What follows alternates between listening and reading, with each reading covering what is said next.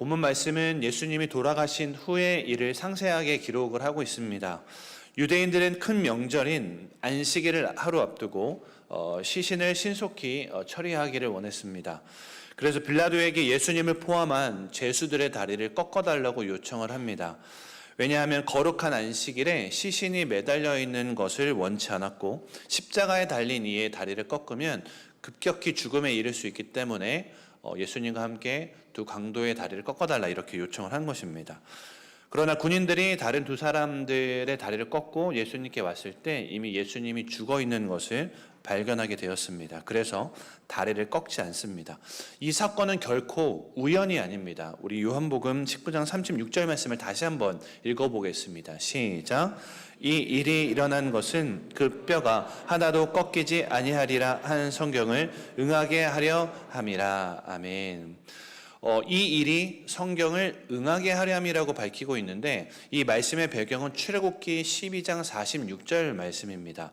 이 말씀을 보면 유월절 어린 양은 그 고기를 집 밖으로 내지 말고 뼈도 꺾지 말아야 했습니다. 이것은 예수님의 죽으심을 예표한 것으로 유월절 어린 양의 피가 문설주에 발릴 때 죽음의 재앙이 넘어간 사실을 우리는 잘 알고 계실 것입니다. 십자가에서 뼈가 꺾이지 않으신 예수님은 그분이 우리의 죄를 대신해서 죽으신 유월절 어린 양임을 드러내기 위해서 뼈가 꺾이지 않은 것을 보여주는 것이죠. 이어서 19장 34절을 보면 한번 띄워주시겠습니까? 읽지 않아주셔도 되고 한번 보시면은 한 군인이 창으로 예수님의 옆구리를 찌르자 뭐가 나왔습니까? 피와 물이 나왔습니다. 이 사건은 사복음서 중 오직 요한복음에만 기록되어 있는 말씀입니다. 요한은 이 사건이 성경의 성취임을 밝히는데 곧이어 이렇게 말합니다. 37절 띄워주시면 또 다른 성경에 그들이 그 찌른 자를 보리라 하였느니라. 또 다른 성경에 찌른 자를 보리라는 말씀이 있다는 뜻인데요. 그럼 또 다른 성경은 무엇을 의미할까요? 이 또 다른 성경은 스가랴서를 의미합니다. 우리 스가랴서 12장 10절 말씀을 함께 읽어보도록 하겠습니다. 시작. 내가 다윗의 집과 예루살렘 주민에게 은총과 간구하는 심령을 부어주리니 그들이 그 찌른 바 그를 바라보고 그를 위하여 애통하기를 독자를 위하여 애통하듯 하며 그를 위하여 통곡하기를 장자를 위하여 통곡하듯 하리로다. 아멘. 이 말씀은 하나님 자신이 찔림을 받게 되는데 그 찌르는 주체가 인간이다라는 말씀을 담고 있는 겁니다.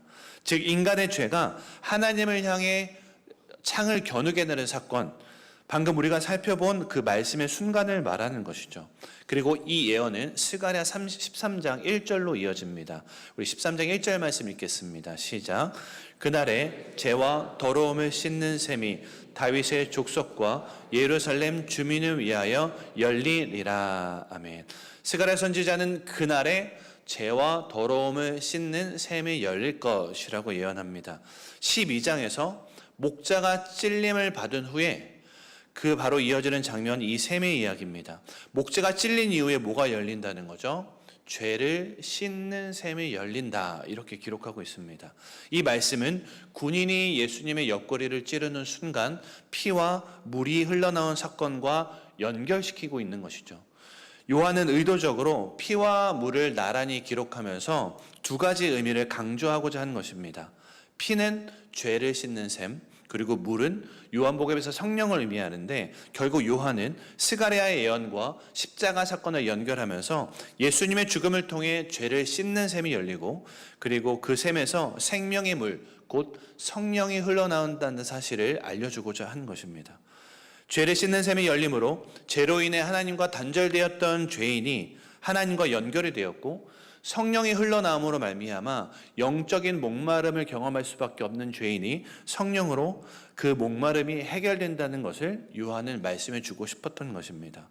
그러므로 십자가는 죄를 씻는 셈, 우리의 영적 목마름을 해결해 줄 수 있는 성령의 셈이 열린 사건이 되는 것이죠. 여기서 우리는 중요한 메시지를 발견할 수가 있습니다. 그것은 십자가를 더 깊이 묵상해야 한다는 것입니다. 방금 살펴본 것처럼 예수님의 십자가 사건과 성령은 매우 긴밀하게 연결이 되어 있습니다. 성령은 예수의 영으로 언제나 십자가 안에서 역사합니다. 이 땅에서 우리의 실제적인 도움과 능력이 되시는 성령님을 경험하기 위해서는 천하 인간도 반드시 예수 그리스도의 십자가를 통과해야 하는 것이죠. 십자가가 없는 성령의 역사는 있을 수가 없는 것입니다. 그러니까 십자가 사건과 성령의 역사에 대한 이해가 깊다면 우리는 십자가를 그저 감정적으로만 접근해서는 안 된다는 것을 깨닫게 됩니다. 얼마나 아프셨을까? 그것 때문에 눈물이 나는 것도 매우 중요하지만 그것으로만 십자가 의미가 끝나지 않는다는 것입니다. 그 고통에만 집중하면 우리는 십자가의 깊은 진리를 놓치기 쉬운 부분이 많다는 것이죠. 예수님의 다리가 꺾이지 않는 것도 사실은 우연히 일어나는 것이 아니었습니다. 군인이 창으로 옆구리를 찔러서 피와 물이 흐른 것도 그저 일어난 일이 아닌 것입니다. 철저하게 하나님의 말씀에 성취되는 과정이었고 구속사의 완벽한 성취였습니다. 왜 주님의 이 십자가의 과정을 반드시 통과하셔야만 했는지를 이해할 수 있어야 한다는 것입니다.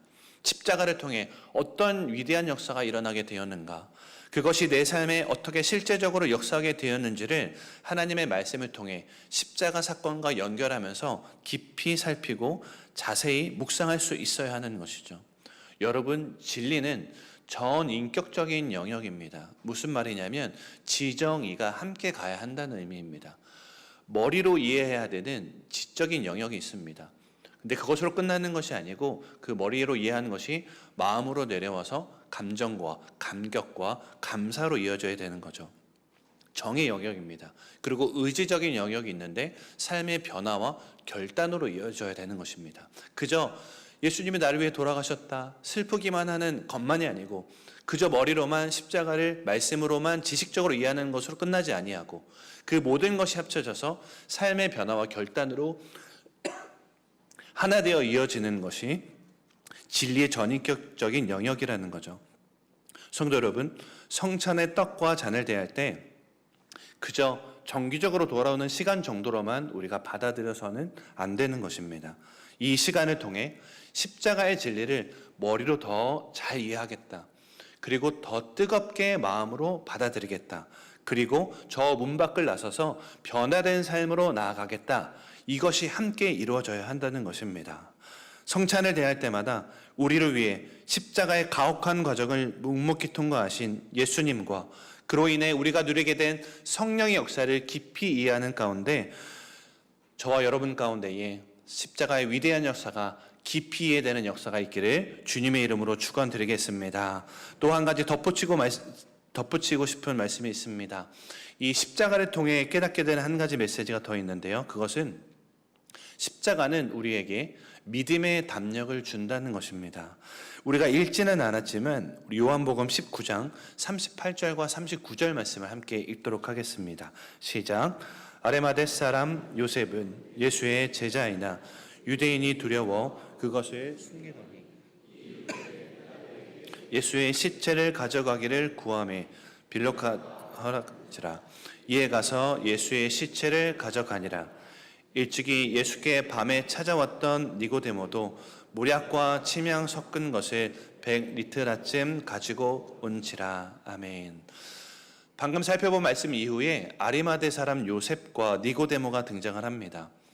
이 요셉은 예수님의 제자였으나 유대인들이 두려워서 그 사실을 숨기고 지냈던 사람입니다.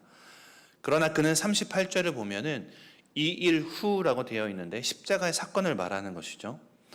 참혹하게 예수님께서 죽으신 직후를 말하는 것입니다. 당시 상황은 예수님의 제자들에 대한 신변의 위협이 극에 달하던 시점입니다. 가장 두려워해야 되는 그 순간에 이전까지 숨기면서 자신의 신앙을 감춰왔던 그 요셉이 용기를 내는 것입니다. 십자가 사건을 정면으로 마주하고 그 진리를 이해하는 순간 죽음의 공포를 압도하는 확신과 담대함이 요셉에게 생긴 것입니다. 밤중에 몰래 예수님을 찾아왔던 니고데모 역시 마찬가지입니다. 그는 장례를 위해 엄청난 양의 물품을 준비해 옵니다. 이 장면은 그가 더 이상 숨어서 주님을 섬기는 자가 아니라 숨어서 살아가는 제자가 아니라 당당하게 세상 속에서 나는 이제 예수님의 제자임을 선포하는 장면입니다. 신변의 위험마저 넘어선 이 용기는 오직 십자가를 통과하는 자만이, 십자가의 깊은 진리를 이해한 자만이 할 수 있는 믿음의 담력이었던 거죠. 십자가에서 이루어진 구원의 신비를 깨달은 자는 더 이상 어둠 속에서 위축되어 살아가지 않습니다. 이것을 전하면 두렵다 이런 마음도 있지 않은 것이죠. 빛으로 나와서 십자가의 길을 담대히 걸어가며 영혼 구원 선포를 담대하게 할 수 있게 되는 것입니다. 신앙생활을 하다 보면 권태기가 찾아올 때가 있습니다. 영적인 침체기가 찾아올 때도 있습니다. 세상의 유혹 앞에 무너지는 순간을 마주하기도 합니다. 그러면 도대체 이것을 어떻게 회복할 것인가? 나는 다시금 구원의 감격을 어떻게 얻을 것인가? 했을 때 그 힘은 다른 무엇도 아닌 바로 십자가에서 나오는 줄 믿으시기를 바랍니다. 십자가는 우리를 주눅들게 하는 모든 두려움을 몰아내고 다시금 제자답게 살아가게 하는 유일한 근원이 되는 것입니다. 이제 성찬의 떡과 잔 앞에 설 때 우리는 이렇게 기도해야 합니다. 하나님, 저에게 믿음의 담력을 주옵소서. 세상 속에서 십자가의 능력으로, 성령의 능력으로 당당하게 살아가는 제자로 거듭날 수 있도록 은혜를 베풀어 주옵소서라고 구해야 하는 것입니다. 아리마대 요셉처럼 두려움을 뚫고 주님을 향해 나아가겠다는 결단, 니고데모처럼 자신의 소중한 것을 아낌없이 드리며 당당하게 제자의 길을 걷겠다는 거룩한 결단이 저와 여러분에게 이 시간 있게 되기를 주님의 이름으로 축원드리겠습니다. 말씀을 정리하겠습니다. 성도 여러분, 십자가는 그저 예수님이 고난당하셨다는 사건으로 결코 끝나지 않습니다. 우리를 살리는 생명의 샘이 열린 사건입니다. 성찬의 떡과 잔을 대할 때 그 십자가를 더 깊이 묵상하고 더 깊이 이해하겠다는 결단과 함께 그 안에서 흘러나오는 죄사함의 은혜와 성령의 생수로 충만케 되는 은혜가 있기를 주님의 이름으로 축복합니다. 그리하여서 아리마대 요셉과 니고데모처럼 세상 속에서 당당하게 제자로 살아가는 놀라운 역사가 있게 되기를 주님의 이름으로 축원드리겠습니다.